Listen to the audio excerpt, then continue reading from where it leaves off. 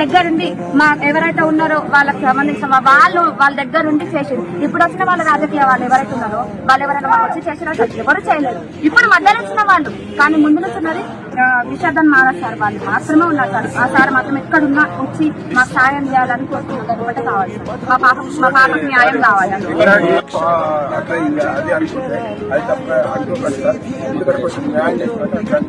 ఎందుకంటే సార్ వల్లనే ఇంత వైరల్ అయింది సార్. అంతే మాకు సార్ వల్లనే ఇంత వైరల్ అయింది. వేరే వాళ్ళు ఎవరు కాదు. వాళ్ళ మెయిన్ పాయింట్ విషాదన్ మారాజ్ సార్ వాళ్ళు.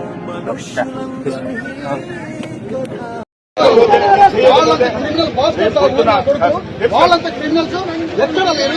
ఇంత ఘోరమైన ఇన్సిడెంట్ జరిగితే మీరు అరెస్ట్ చేయలేకపోతారంటే ఇంపాసిబుల్. మీతో కాదు కాదు ఎమ్మెల్యే హస్తం ఉన్నది ఇందులో.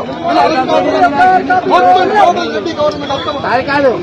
పాపనాడు కాళ్ళ మీద పడేసిన కనికరం లేకుండా పాపని కాలుతో తెచ్చి చంపిండు. వాడు చంపింది కదా అని కేసు పెడితే వాళ్ళు అరెస్ట్ చేయలేదు పోలీసులు.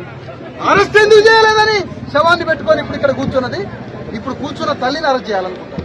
ఇంత దుర్మార్గులు ఉంటారు. ఇంత దుర్మార్గుల దేశం మీద ఉంటారా? అంటే పోలీసులు ఒక గుడిలోకి పోయి దండం పెట్టుకోవడానికి సాగలోళ్ళు గుళ్ళకి పోతే ఆ గుళ్ళోకి పోయినప్పుడు పైసలు కట్టలేదని గుళ్ళకి పోతే ఇష్టం వచ్చినట్టుగా లంజల్లారా లమిటిల్లారా కొట్టి కొట్టబాకండి 3 గంటలు కొట్టారు. 3 అవర్స్ కొట్టారు. గదిలో పడేసి జుట్టు పట్టుకొని జాకెట్లు గుంజి కొట్టి చంపారు.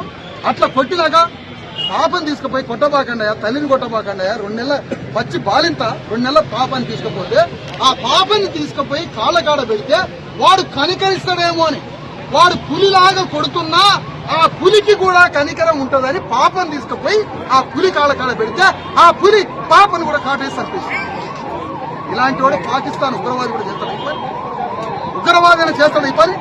అలాంటి రెడ్లందరినీ అరెస్ట్ చేయాలి అని రిప్రజెంటేషన్ ఇస్తే కేసు